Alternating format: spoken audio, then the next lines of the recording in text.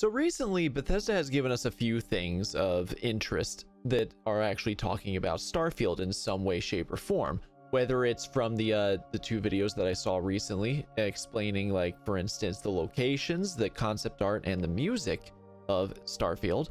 There was also an interview with Todd Howard himself from IGN's Ryan McCaffrey, and I want to have a discussion about this. All right, so with Starfield itself coming out next year, November 11th, 2022, which is quite literally just 11 years after Skyrim released, we're actually getting into a new era of Bethesda, because they've also stepped up their game when it comes to their engine.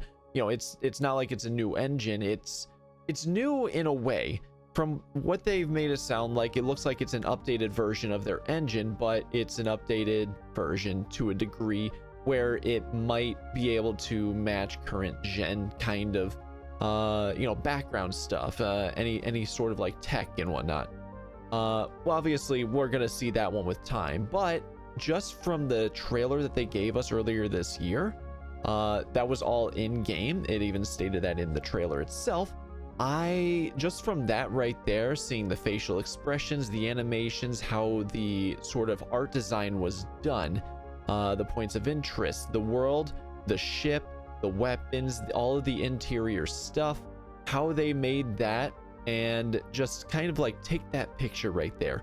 Imagine that picture, just one of those screenshots or whatever it is, and put it up against like Fallout 4, Fallout 76, Skyrim. Sorry, I almost said Starfield right there. Skyrim. And you can actually see a difference in not only the art style, but just also the sort of like all the intricacies that they have in there.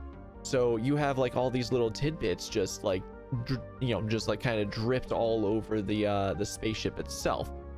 They have a helmet that says "Do not use," and it has a crack in it. So obviously he's not going to use that, but that puts a little bit more life into the game itself.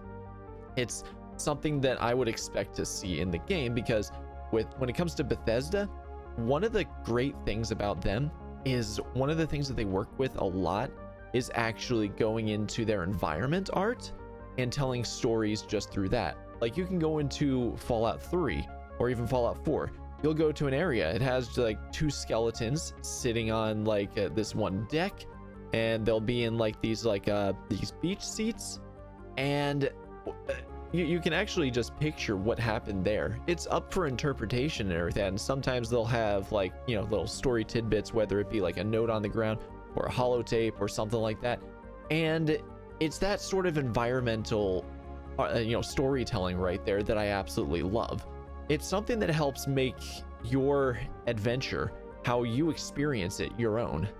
And with that in mind right there, there's more to talk about here too. As I said before, Bethesda has recently given out a couple videos talking about Starfield's, concept art, locations. Like, for instance, in one of them, they were talking about a place called, Atlantis or something like that.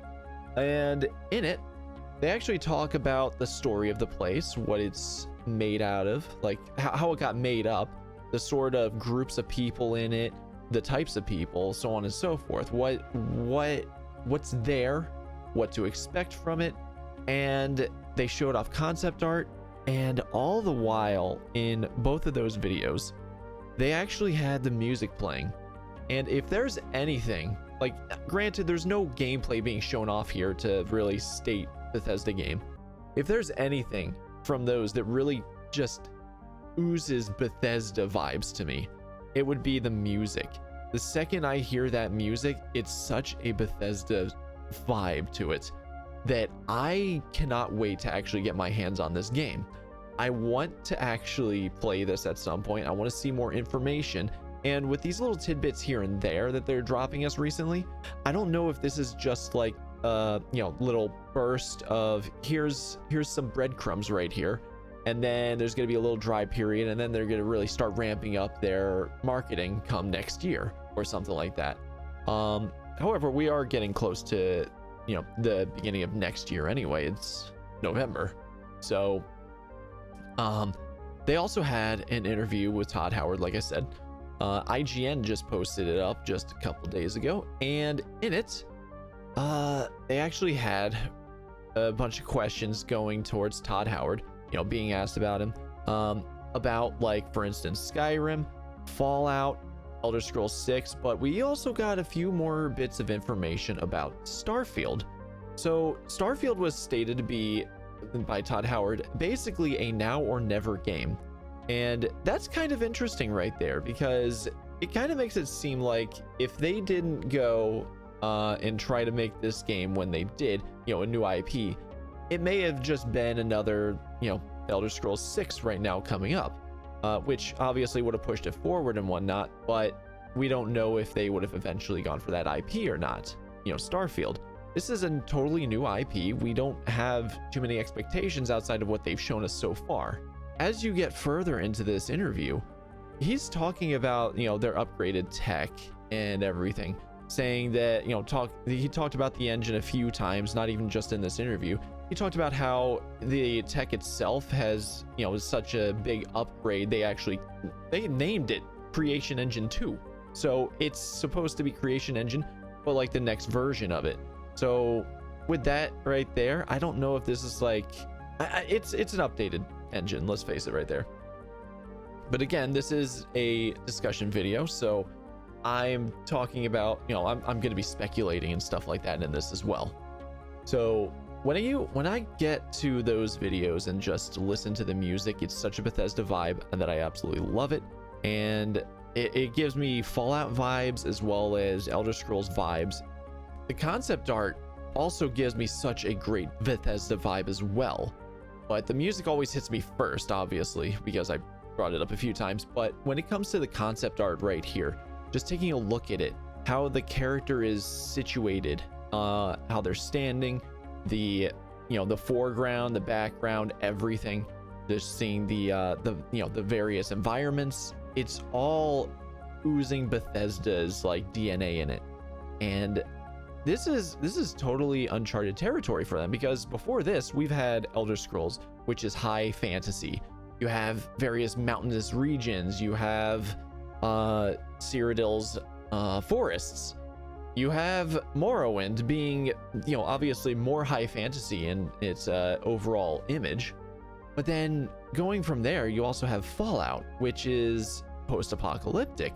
You have the city of Boston, which is, it's not like a full-size city, of course. It's this big town that they have there, but what they have in it is a bunch of buildings that are essentially ruined and stuff like that. And you can pick up that vibe from there. And when you look at, you can take a look at Boston itself with all of its rundown buildings, the damage, all the stuff on the streets, the cars that are just parked there, and just, it's gonna give you a certain vibe of that situation right there, that world. It has this very specific image, and I get that from this concept art from Starfield as well. Now we're gonna get into more speculation territory here, and when it comes to Starfield and what I'm kind of expecting from it at this moment is still to have Bethesda's DNA in it. Todd Howard actually brought up how he likes the skill set, how he likes the skills in the game. So there is, it's kind of confirmed at this point that there's going to be some amount of like skill tree in this. So obviously we need to wait and see what that's going to look like. But as for the speculation territory, I fully expect this to feel sort of like a more futuristic and off-planet kind of Fallout kind of idea here. I'm expecting the gameplay to be very similar, with maybe a few differences here and there. And continuing off of that right there, I'm very interested to find out just exactly what they're going to do with the interplanetary travel, with the spaceship travel, how that's going to work, what's going on with your ship. How is this all going to work? Are you going to be able to get a crew, companions? How are they going to work? How is the weapon system going to work? Combat, stuff like that. That's stuff that I want to see, obviously in the future. That's what everybody wants to see. And as we get closer and closer, we're obviously going to see that, you know, I would figure closer to E3 next year. That's probably when the big bang of their whole like marketing push is going to start, is E3 2022. Now, as we get closer to that, it's, unless they, you know, keep doing this little breadcrumb trail kind of thing, giving us, oh, here's a little bit, here's a little video, here's a little thing here, oh, as well, oh, yeah. Continuing with that, it's really, we're gonna get more information the closer we get. It's obvious. Everybody knows that. And there's still a lot of information that we have and also don't have right now. Stuff that is actually bringing to the forefront of this discussion video right here. I have big hopes for this game. I am a huge fan of single player open world choice driven RPGs, and they're talking about how Starfield is supposed to be a return to form in terms of being a more hardcore RPG, especially after like the likes of Fallout 4, where they actually made it so that way there were only 4 dialogue options in every single dialogue kind of a conversation, and you didn't feel like you had all the choice in the world right there. In fact, it felt more like you were kind of following the footsteps, or, you know, role-playing as a character in there, not yourself, or whatever character you decided to make. Now, with that in mind, I absolutely loved Fallout 4. It may not have been my favorite Fallout. It may not have even been the greatest Fallout. Like, when I think of Fallout 4, I see a video game that I still absolutely love. Just because it's not the greatest Fallout game in the world doesn't mean it's not a fantastic game still. There are a lot of systems in there that Bethesda is probably going to try taking from. And, like, for instance, the camp system.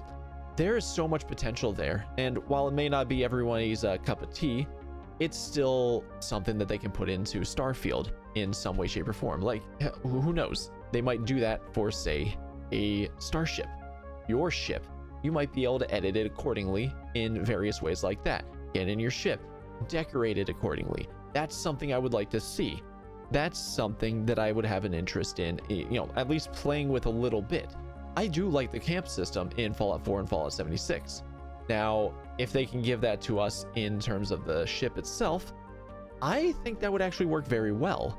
Make it so that way we can decorate it accordingly. Put chairs, yada, yada, yada. Just anything, your bed, you name it, stuff like that. And if they wanted to go one step further, you could create your own ship and find out if it will fly or not. Because, dear God, if there's like an open vent or something like that, or 2 walls don't match, you try flying it, ooh, that's gonna go bad. But I don't know if they're gonna put something like that. Obviously, this is speculation right now. They're talking about how in Starfield here, they're not in the same solar system as what we're in right now. They are not in our solar system.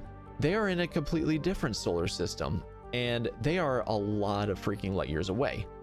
And that really opens up the potential for quite a few things. So because we're not in our solar system, we don't have Earth, we don't have Mars, we don't have Saturn, we don't have Jupiter, and we know what to expect from those just from like school and just images online, the internet and stuff like that. So because we're not in our known location, we're going to be in a location that Bethesda can have a lot of creative freedom to do.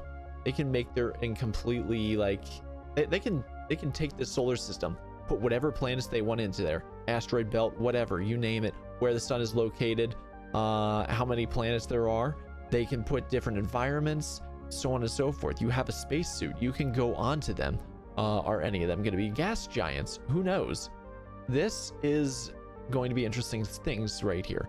Are the planets going to be completely traversable, like the entire round portion of it? Is it going to be procedurally generated, or are we going to have, you know, certain like open world locations on each planet?